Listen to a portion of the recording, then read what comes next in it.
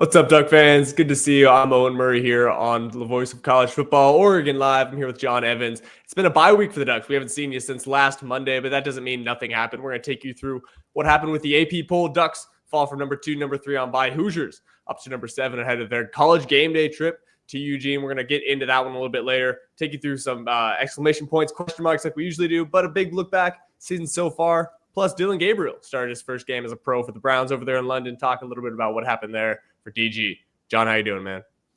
Good, Owen. It's been a nice to get a little bye week. I'm sure everyone on the team was also very pleased by the fact that this coincided with the first week we had of classes. But good to get a little rest there. I'm sure the Ducks, especially after a game like that at Penn State, very glad to have that little bit of extra rest because, like you said, this is a big one this weekend, and it's a one that we kind of overlooked at the beginning of the season, but Indiana has, kind of carried that momentum they found last year. Kirk Cignetti has continued to do his thing as the head coach of that program. They found their guy at quarterback, who we'll talk about more later, and for Fernando Mendoza. But things are shaping up for a very exciting weekend.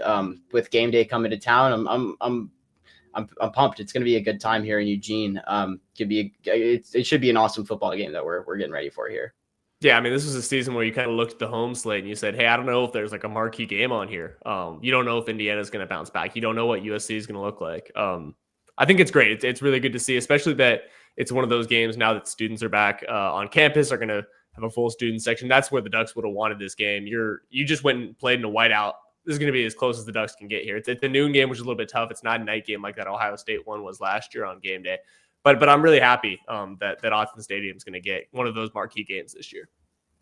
Exactly. Autzen is a place. It's one of those marquee locations of college football. It's somewhere that's ranked up there as like the top 10 stadiums in college football consistently. So it's a place that's made for big games, and it gets rowdy during those big games, as the Ohio State fans found out last season. Yeah. Well, before we get into that Oregon-Indiana matchup, it's a big one of the biggest in college football. College Game Day said it is the biggest. We're gonna get into a little bit of what happened so far this season. Usually on these Monday episodes, we go into question marks, exclamation points from what happened the past week. We don't have a game to talk about, so we're going to take a little look just back at what's happened so far this season. John, I'm going to let you get into it here. Yeah, first thing for me that's been exciting to see throughout the season is how well the offensive line has gelled together, considering that it's a group that Iapani Lalaulu, the center, the only guy coming back as a starter on there. Really good to see just the amount of chemistry that they've had. Poncho has been a guy, and this is something that Dan talked about last week in his media availability after I asked him, was because, he's the center, he's the guy setting the protections. It's been so key to have him back as that returner. And it's really brought everything together. Dante Moore has only been sacked once this season. To go into a place like Penn State against the edge rushers that they have, deny Dennis Sutton, one of the best in the country, and come out of there not getting sacked at all. Really good stuff from the offensive line. This is what you have to do to compete at the highest level, and they've kept their quarterback very safe back there. Yeah, just in general, too, the Ducks' ability to really turn over a lot of spots here in this team and not see that much time spent. I mean, all the time they spent on connection was in fall camp and a little bit in the spring. But these guys have talked about how important that time was. And I mean, that's obviously super important for the offensive line, where it didn't look great for the Ducks at the start of the season last year. This season, it's looked phenomenal. That's really important. That's a big part of why Dante's been so good. I really want to get into just the fact that these freshmen have really pulled their weight. When we talk about the fact there's so much turnover, a big part of that is a really strong recruiting class that the Ducks have brought in here. It was one of the top in the country. We just got to start with Decorian Moore here.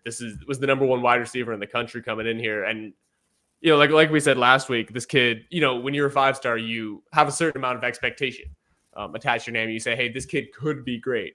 He's come in and he's been phenomenal immediately. The speed off the line, and just his ability to provide an option that Dante Moore trusts. You look back at that Penn State game, when it gets down to crunch time, there's one guy. And we said, hey, is that Sadiq? No, it's Decorian Moore. He still trusts some of these guys, but he is the clutch option. And that's unbelievable to see from an 18-year-old. He just looks unbelievably fluid. These running backs too, Thunder and Lightning, Davison and Hill really showed out in that Penn State game. And it's a big part of why we'll get into Mekhi Hughes and that decision to redshirt that we heard on Wednesday from Dan Lanning. Just the fact, with the corners, the amount of freshmen that have stepped up for this team are phenomenal, John. Yeah, we can get into some of these other guys here in a second, but just to start with Moore, how quickly he's established himself as not only a key part of this offense, looked like a gadget piece early, getting some of those kind of designs schemed up for him to just get the ball in his hands and let him create, but he is really taken over as a true number one X receiver for this team and is doing things that you wouldn't expect from an 18-year-old. I mean, the fact that he's leading this team in receptions, leading this team in yards, went into Penn State and had 7 receptions in that game, in the biggest game, and is making plays like the scramble drill to set up the touchdown, Jordan Davison touchdown in that late in that one, where he has the awareness to his route isn't open. He gets upfield, gets his eyes back to the quarterback, and then makes a phenomenal catch, strong hands catch, had the one off the bobble earlier.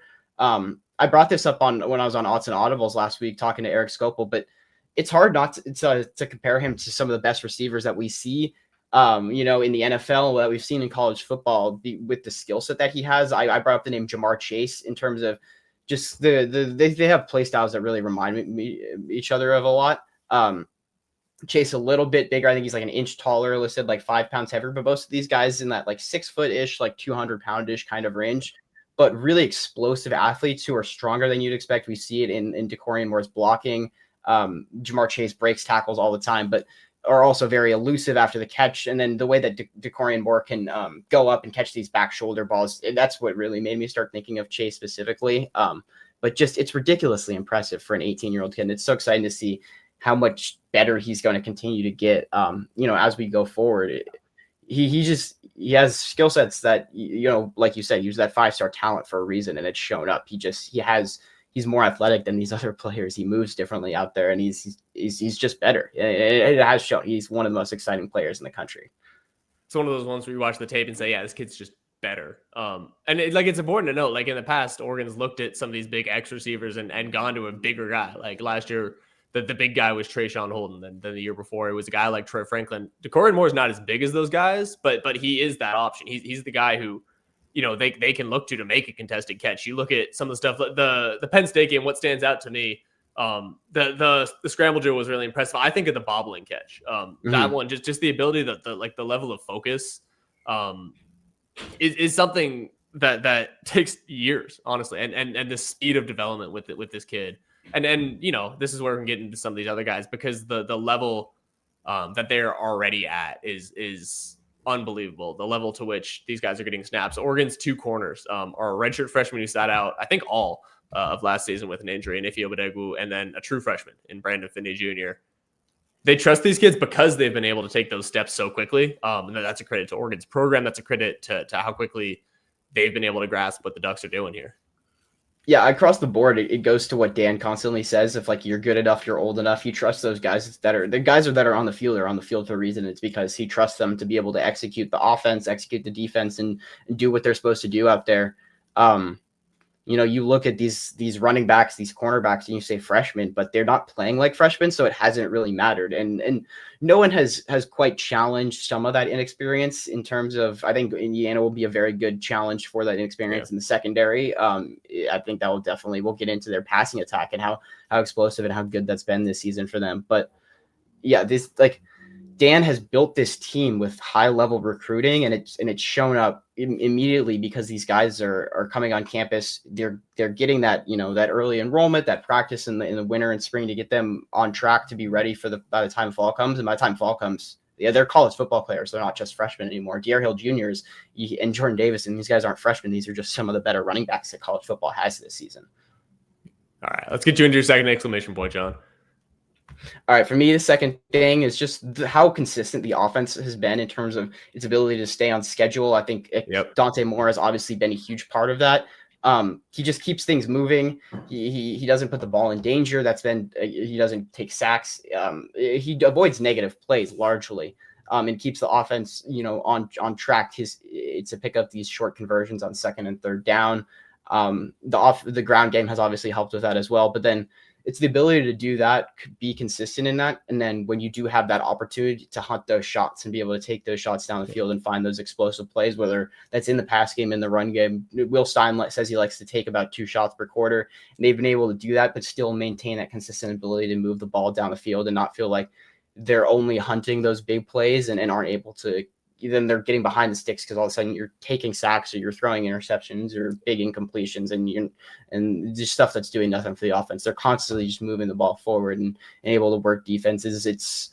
It looks like a unit that will succeed in the situations you're going to find yourself in the postseason. Yeah, and the big thing about those shot plays is you can tell sometimes that Oregon's looking for a shot. Maybe the Ducks are in second and short, or they got a holding or a false start, and they're in or an offside, and they're in first and 5, and they say, hey, this is an opportunity. But all these guys understand that doesn't mean the ball has to go deep. There's a ton of examples where you look at, hey, like Dante Moore is really good at checking it down here. He's really good at understanding there's nothing there. Let's pull it and get 5 yards with the legs. I think that's a big part also of like what keeps this on schedule. It's just the ability to understand and the level of decision making that to say, yes, we can hunt for deep shots. We have the ability to make those big plays. Malik Benson's an elite deep threat now.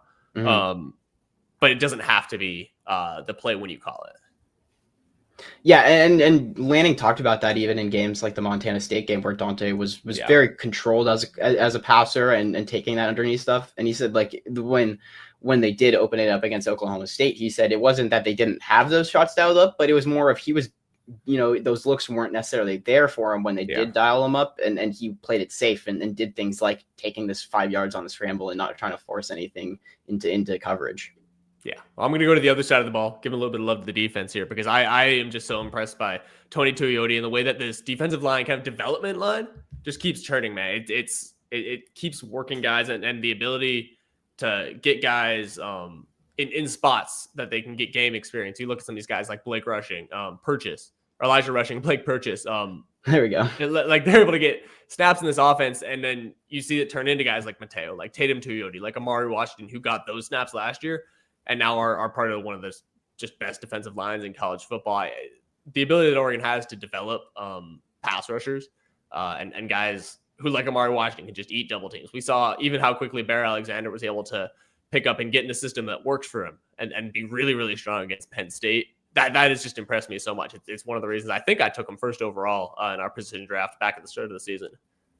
Bear Alexander is the name I was about to mention before you did, and just it's similar with guys like Derek Harmon and Jamari Caldwell last year to be able to develop them just within a year.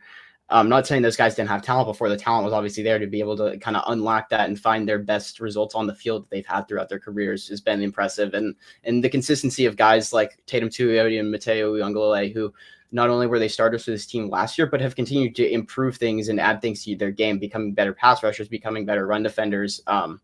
Like you said, it's why it's one of kind of the foundation of the strength of this team. It starts in the trenches on either side of the ball. That's why both of us had to take something from the offensive line and the defensive line here. Yeah. All right. What's your question, Mark? All right. For me, the thing that I look to is how do you continue to improve and kind of find that hunger and that I don't know, that attitude, that willingness when you don't have another ranked opponent after Indiana on the schedule. It's not saying that Dan Lanning does a phenomenal job at getting his teams up for these games, but when you're not going to be challenged like that throughout the rest of the season necessarily, how do you continue to find ways to improve and be ready for when you are challenged like that in the Big Ten championship game and in the postseason? That's where the question mark is for me right now. I just want to continue to see that as we go. Can they find those little things to continue to improve on, even when the teams that they're playing aren't necessarily meeting their level? Yeah, so I'm going to go back to the secondary. We talked about it a little bit already, but just it's not a unit that we've seen especially tested yet. We expected Penn State to try to run the ball a lot, and when the Nittany Lions really couldn't get the run going, it left them in third and long, second and long a lot of the time, and was able to let the Ducks kind of like keep this passing attack that we thought maybe hey could test them deep. Just kept it in front of them. They were able to just put a shell over the top and only got burned a couple times for explosives late in the game. I'm curious because Indiana is probably the best passing attack, certainly some of the best wide receivers the Ducks will see this year and have seen so far. I'm curious how much these guys could test it because they're not guys that are especially easy to beat physically. But if there's a way that Cignetti and this Indiana unit can just confuse them a little bit, it's not. Yeah, exactly. I think that's where the weakness would lie in the secondary. It's just because these guys are young guys. Penn State was trying to do that in terms of the motion they use and using those quick snaps at the line of scrimmage. And then the Ducks did a good job of handling that. And that's something that going back to last season, Dan Lanning knew that was a point of emphasis for them because of things that happened in the Big Ten championship game. He made it a point of emphasis for the defensive line to have their hand in the dirt and be ready against Penn State. So I think they can continue to work on that, but that will be the question against a team like Penn State or a team like Indiana that's especially going to challenge you in terms of your thinking and dealing with these RPOs and reading out what they do on offense. Absolutely. Well, those are our question marks and exclamation points. It just a good season. It's you can't say anything else for these Ducks so far, but it's the biggest matchup. We're going to get into that a little bit later. Really quickly, John, you want to take us through just what happened? We only got Dan Lanning once this bye week. We just got him for a short press conference. What are we hearing from the man? Yeah, the big thing to come out was obviously the Mekhi Hughes news, just that he is going to redshirt. He was a big-time transfer coming in this season and then kind of fell behind in that running back depth chart early on. We've heard that he's maybe struggled to learn the playbook a little bit. It is a lot to take on coming in a little bit later. He just hasn't had the same explosiveness that some of these other running backs have had at times for Oregon, and he seemed to step behind some of these guys. It's not necessarily confirmed that he's going to transfer out of the program at this time. That's still to be determined. Oregon wants him back next year and is going to work to do that. The big question here is whether that affects Naeem Offord, who is, I think, Mekhi Hughes' half brother. Yeah. And a 5-star freshman cornerback at Oregon right now has played early on, but has kind of fallen out of the rotation as they condense things down in some of these conference games. But a very talented kid that Oregon just certainly does not want to lose. So that's kind of the big thing to come out of this press conference here. Yeah, there wasn't too much else. I was curious to see, maybe they'll talk about it a little bit more tonight. Just the fact they were taking this bye week a little bit differently. He said they were attacking the classroom. It is the first week of classes that just finished up for students. That's a big point. It's important to know that a lot of these kids who are in college for the first time got the week off from a game prep to be able to really settle in there. I think that's really important because like we've said, there's so many freshmen that are really important for this team that gives them just another chance to really be calm and strong in this environment. Yeah, where this bye came was something that Dan said was good for them in terms of, like you said, with classes, but between two of the biggest games of the season to get that rest after going on a big road trip like Penn State, rest up, recover, get everybody healthy and feeling good. And then extra time to prepare for a team in Indiana that is, going to present a big challenge. So good spot for the team to kind of be able to take a moment and learn from things a little bit. Absolutely. Well, last couple of things before we get into that Indiana preview. Yeah, we talked about Oregon going to Penn State. Penn State went to UCLA into the Rose Bowl and turned in a pretty shocking performance. Nittany Lions lost to previously winless UCLA 42-37, down 27-7, John, at halftime. And do you feel like that's a little bit of the reason the Ducks dropped from number 2, number 3 in the poll? How much does this really affect the Ducks' resume? That's their biggest win right now.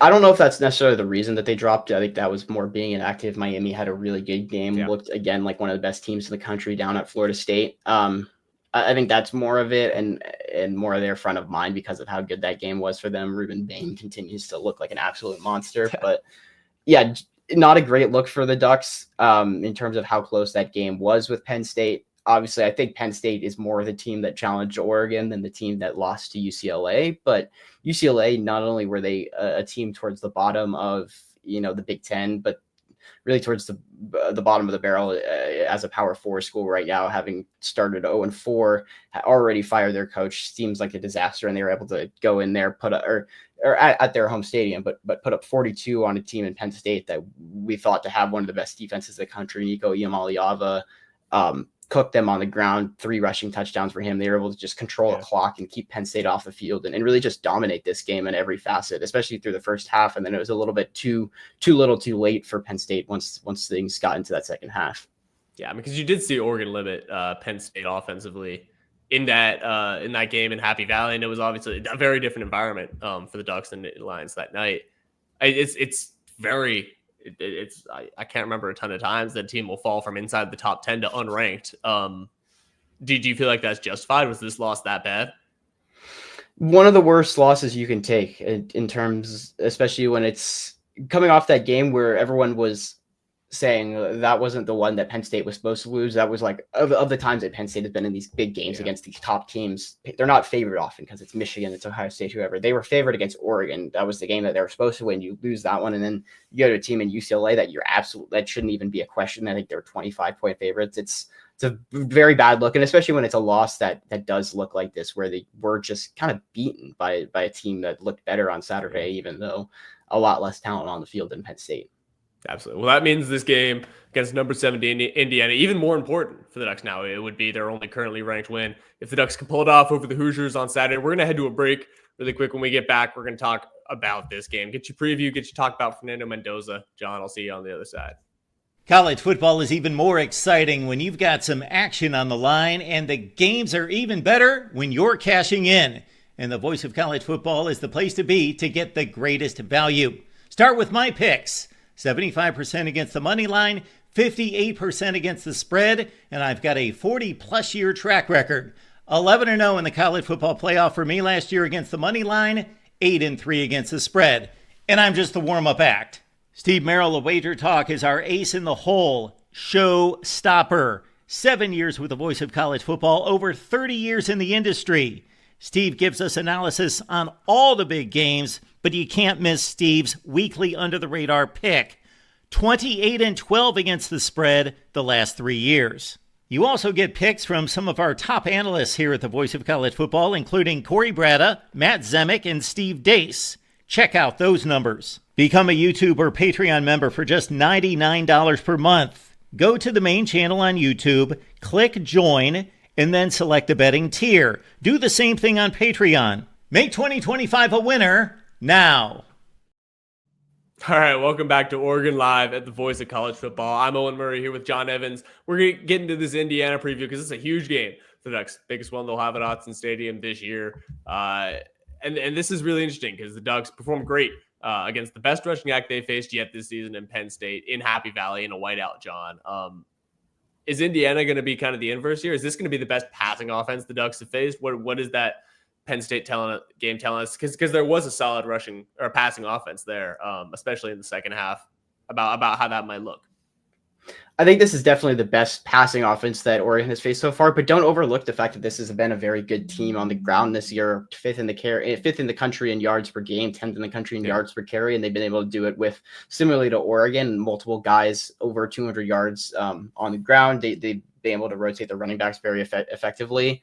But yeah, overall, in terms of the offensive attack, definitely the best quarterback that the Ducks have faced this year in Fernando Mendoza, and the things that Indiana can do through the air. Penn State did find success in that second half, but overall, Oregon was not threatened by their skill position players, I thought, besides the running backs. And I think between guys like Elijah Surratt and Omar Cooper Jr., that Indiana is going to be able to threaten the Ducks certainly a lot more than the other teams that they faced so far this season. Yeah, and the other thing is a lot of those guys they faced against Penn State, Trevor Pena, these are smaller guys, and we talked about how important it is that Oregon went out on the recruiting path and the transfer portal and got some bigger cornerbacks. These are going to be some bigger guys. Surratt and Cooper are 6'2" and 6 foot, respectively. Does that going to factor in? Is that a big part of this Indiana passing game? Yeah, Surratt's probably the best ball-winning receiver that the Ducks have faced this season. Really good on the outside, and it's not necessarily that they hunt those deep shots down the field, like down the sidelines, but he's good at stuff like comeback routes, like 10-yard out routes to the sideline, and being able to control his body out, box out these cornerbacks and control the ball on the sideline and get his feet in bounds and all that stuff. And then with a guy in Omar Cooper Jr., really good in the slot for them, really good, strong threat after the catch. And when you have an offense that's so heavily predicated on these RPOs, and that's what Mendoza does a really good job at, getting the ball out quickly in this RPO offense, but they don't use RPOs just to throw screen passes. It's RPOs to on these slants and glance routes over the middle and stuff like that. So Mendoza does a really good job at that. And when you can get it to a guy in Cooper like that, he can create after the catch, where he's been top 5 in yak per reception, missed tackles forced, yards on screen passes out of these power conference receivers. Everything you look for in terms of like a guy after the catch, Cooper's been able to do this season, which has been really impressive. Yeah, and as soon as you start talking about those RPOs, we start looking at the Oregon linebackers, John. That's been a big thing we talked about because they went undrafted in our position draft last week. Bryce Betcher is the guy there. How do you feel about their ability to match up, their level of just strength and discerning the run of the pass, and is that something Fernando Mendoza can exploit? I think that's where Mendoza is definitely going to be trying to attack and trying to take advantage of aggressiveness of guys like Bryce Betcher trying to come downhill and guys like Jerry. Exactly. And guys like Jerry Mixon, who relies a lot on those instincts to be in the right place and make plays. If Mendoza can fool these guys and hit routes to Cooper behind it. It's like what impresses about a guy like Cooper is the fact that not only is he good after the catch, he's up there in terms of the yak per reception, but it's his average depth of target for a slot guy. It's actually pretty deep downfield. And it's why he's like 18 yards per reception this year, because they can they get the ball super quickly into these guys' hands, but because there's no linebackers over the middle of the field, then all of a sudden you can get 5-6 yards of yak after that and get into the secondary. So that's definitely going to be a key focus for the Ducks this week, is making sure their linebackers stay disciplined and having options, if that is Dylan Thieneman coming down to the box, to be ready to prepare for that offense that Curt Cignetti in Indiana presents. Yeah, and Dylan Thieneman rotating down like that is something the Ducks have done, John. You broke down a play where he did just that against Penn State. I was really curious because that was a piece that you told me a lot about. I liked what you did with it. Can you just really quickly break down what happened there? Yeah, the Oregon had been dealing with the fly sweeps and all this motion that Penn State had been getting to all game, and so the solution that they went to at the end was to send a little bit of simulated pressure at Drew Aller, try to get the ball out of his hands quickly on in the pass, but to deal with the fly sweep, drop a guy in terms of Dylan Thieneman to that rover spot that they've been using, where he when they fake the pass or fake the handoff on a fly sweep look like a return jet motion, basically, where the guy goes across and then comes back the same way he came from. They'd ran that earlier. Thieneman's super ready for it, runs downhill to attack the run, but because he's in that spot where he is, once he sees it, he knows exactly what they're doing. They've been ready for that wheel route, the score route that they were calling it all game, that they were going to run off of that. He's when things go down, he attacks downhill against the jet sweep, and then Aller pulls it. He's able to be in the exactly right spot and play both of those at the same time. So just phenomenal in terms of the scheming and being ready and knowing what Penn State is going to do, and then also having the player that is that special kind of player to be able to put in a role that you can't do with most safeties in college football and have him find success there. Yeah, the other thing there is the Ducks do have depth at safety. They have some guys in Kingston Lopa. Aaron Flowers is the guy who's been starting next to him, but to be able to back him up, to still be able to go too deep there. We were talking so much about these wide receivers, but Fernando Mendoza is a Heisman frontrunner. This is a battle of Heisman frontrunners. Dante Moore feels like really the guy after that Penn State game, but Fernando Mendoza is right there. How do these guys stack up?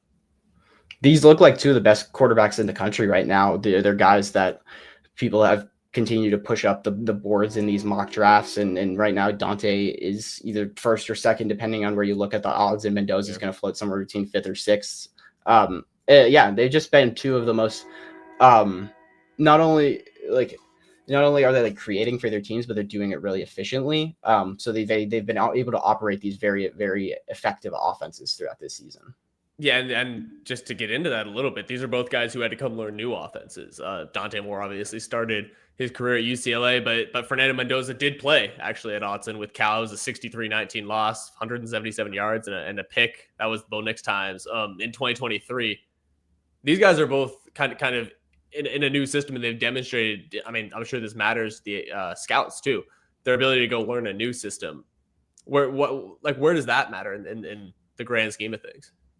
I think that's something that definitely scouts like into just their ability to adapt like that. Mendoza, I think he was very overlooked going into this season. I saw him in some of these conversations of guys who could elevate themselves with a really good year and knowing what he was walking into in terms of a good offense with Cignetti, but he has plenty of experience at Cal, had some really big games at Cal a couple of times, beating good teams. And it's shown up because he's been able to walk right into this Curt Cignetti offense and adapt to it really quickly and be able to be the guy that Cignetti can trust to make the proper reads out there and get the ball to his playmakers. And it's been very effective. Mendoza's 16 touchdowns of the season is one of the highest marks among Power 4 quarterbacks, but it's not only that he's 16 touchdowns, and it's the same with Dante Moore's got 14 on the year, but both of those guys with all those touchdowns, but only one pick for them to be able to push the ball and be aggressive with it, but also be safe and not take unnecessary risks. It's been very impressive, especially adapting to year one in their new offenses. Yeah, and you're kind of looking at what separates these guys from some stats you pulled here, and I go to big time throw percentage. Dante Moore's got 7.0, Mendoza's 3.8, Moore's sixth in the country tied. Mendoza's 46. Is like you talk about taking shots in this game, how much the Ducks really like to look for that about twice a quarter, and after a Penn State game where they're really held in the first half, weren't able to punch it in, weren't able to really succeed in the red zone. Where does that big time throw percentage come in, and where does the difference come in? It's those throws to the sideline that Dante Moore can make. Mendoza's got a good arm, a very good arm, but his strength is the fact that he's a very quick processor. And is really what he's really good at is getting the ball into the intermediate area of the field really quickly. One of the things that I found that I liked when I was looking at him, it guys over an average depth to target over 9.5 yards downfield. He's tied with Diego Pavia for the lowest time to throw. And so it's getting the ball out deep down the field and deep into the middle of the field, but being able to do it quickly because of that RPO game. And that's what he does really well, but it's just not asked of him as much. He doesn't take those shots he can't make, I don't know if he can necessarily make that throw to Malik Benson that Dante Moore, I mean, either one you want to look at Northwestern or Oregon State, that Dante Moore is able to hit to the sideline and just be able to push the ball downfield to the sideline that the way Dante Moore does. It's just, they're attacking different areas of the offense. Dante Moore can do things to the sidelines a little bit more, but Mendoza is really good over the intermediate middle of the field, which is that, Jared Goff play action fake area that these West Coast offenses really like. Yeah. And you talk a little bit about what needs to happen just in order for the Ducks, because they do come out victorious in Happy Valley, but you want more than 3 points. In the first half, and it really felt like these teams were playing very well, probably between the 30-yard lines. But just the ability to get down just into the red zone. It felt like the Ducks' ability to get those explosive plays, the Deer Hill, the ability to get a gadget player in the slot really went away. What needs to happen in this game? Why weren't they able to do that in Happy Valley? And do you feel like that's something that's more likely to happen on Saturday? Yeah, Indiana is strong defensively, but it's just less of they don't have the playmakers on that side of the ball. Guys like Denai Dennis Sutton, Zaki Wheatley, that a team like Penn State does. They do have some good pass rushers. Kamara is a guy who is near the top of the Big Ten last year, and Saxon is likely going to be up there again. I think West was the defensive tackle that they lost from last year's team. That guy was really good, but it's not necessarily the same level of playmakers that Penn State has on defense. So I think Oregon should be able to get after them a little bit more, doesn't have to play it as carefully. But yeah, you got to be conservative with the ball, because if you make a mistake, Indiana is going to make you pay, because guys like Fernando Mendoza, Mendoza hasn't made those mistakes this season. He's been able to control the ball and possess it. So you certainly want to come out of this game with a positive in the turnover battle. Does it feel like one where the Ducks benefit from a shootout? Because Indiana is right up there. I can't remember where, but just right up there in the country in points per game and in touchdowns per game. And did you look at that? Let's see here. Fourth in the country in scoring, first in pass touchdowns per game. The Ducks back themselves wherever they want to go, but is this a game where you maybe want to avoid getting into a shootout with Fernando Mendoza and Kurt Cignetti? I think avoiding a shootout is always the best interest, or they want to. I think this game plan should start with strong defense, especially defending this Indiana ground game. Being able to stop that run up front will limit what they're able to do with the RPO game, with the play action and stuff like that, because the threat is less imminent of the run. So it starts there, and then being disciplined with your linebackers and your secondary to be able to be quick to the ball and limit the yards after the catch for these Indiana receivers on those RPO plays. I don't think a shootout should be the game plan for anybody, but definitely not against a team like Indiana, because they are going to, their offense is going to be pretty consistent, and Oregon's going to have to match that. So I think it should be trying to outplay them in offense and have that strong defensive performance where Indiana isn't able to pick up those easy yards on first and second down and then convert on third downs, get them behind the sticks and force Mendoza to drop back and pass, which he's done effectively this year, but it hasn't been as successful as what they do when the offense is on schedule with those RPOs over the middle. Yeah, and you talk about stopping the run right away, and the Ducks did that against Penn State, one of the best rushing offenses in the country, and two great backs. We're going to talk about what went right with that. I was talking about the defensive line earlier. It's a guy like Bear Alexander's ability and Tiona Gray to play off of Amari Washington, to play off of Mateo Uiagalelei. That's what I'm looking for early in this one is just the ability for those guys to thrive off, because that's why the Ducks are able to push guys into this rotation so early, and guys can get great experiences, is because all the attention goes to a guy like Amari. All the attention goes to the guy who they know is going to be a first round pick in next year's draft. And you forget about a guy like Bear Alexander, who was one of the best guys in the country. He played at Georgia. He played at USC. He knows how to play in these games. It felt like he was certainly one of the star players against Penn State. It feels like he could be in line for another big game here. I'm curious what Tion Gray could do. I know you're big on him. What do you see from him? I think the pass rush will certainly be key, forcing Mendoza into situations where he's not comfortable. He's been good under pressure this season, but not as good as Dante Moore. Dante Moore's been so good at being able to avoid those negative plays, those sacks, those turnovers when he's under pressure. Mendoza has a couple of turnovers. He's taken more sacks, but it's nothing anything overly concerning. Those are situations that quarterbacks aren't meant to succeed under pressure, but you got to be able to get after him, especially with those guys at the edge. I look for Mateo Uiagalelei to have a big game.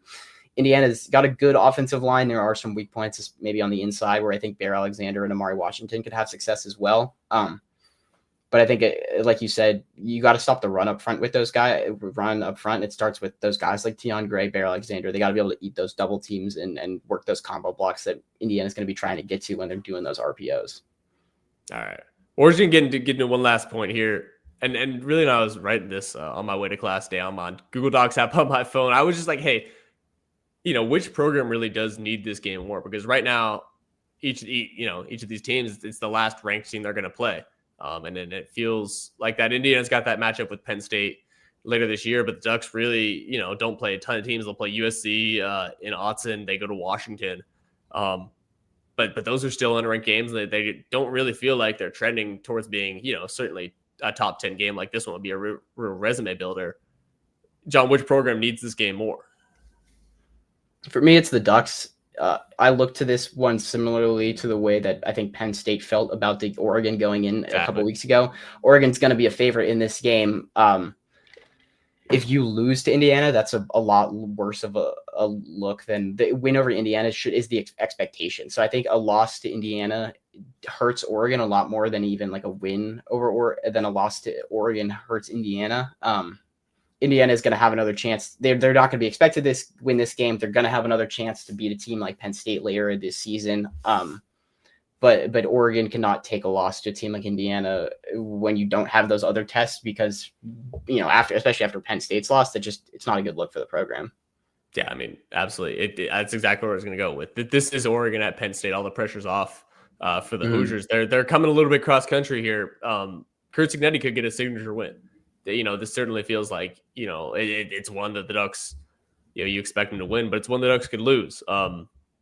And for both these teams who are looking at a Big Ten championship berth, who don't have a ton going on after this point in the season, this is kind of your last chance to measure yourself before you get to the postseason. How are these teams able to look at a game like this and say, this is where we're at? We can understand, it's maybe we don't have a top 10 game left this season. This is what we need to fix going into the playoffs. What are you looking to take away from this game?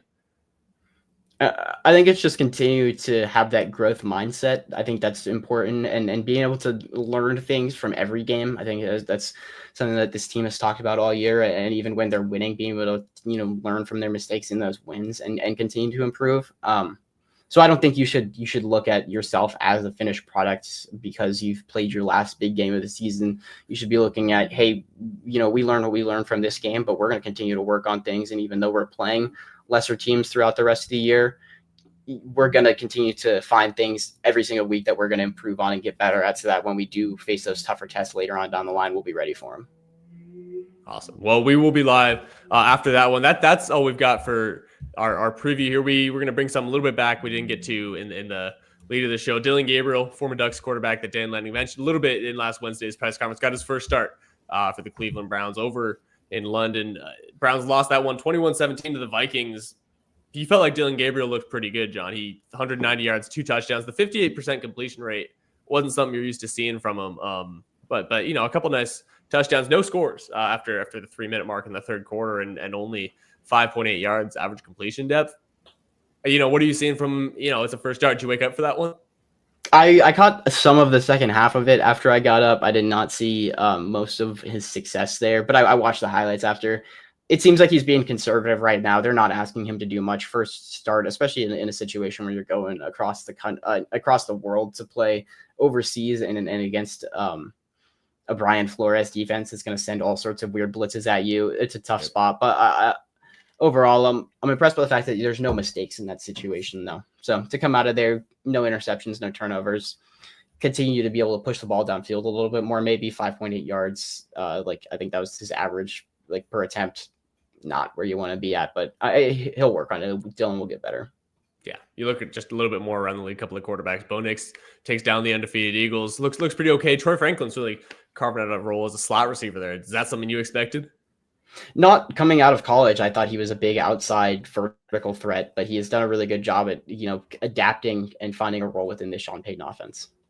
Awesome. Well, like we said, we're really fired up for this Oregon against Indiana college game day, top 10 matchup, Heisman quarterbacks. It's everything you asked for. We get it here at Autzen Stadium in Eugene. We'll be live after that one right here on the Voice of College Football at Oregon YouTube channel after our media responsibilities. It's been a pleasure, John. See you in just a little bit. As always.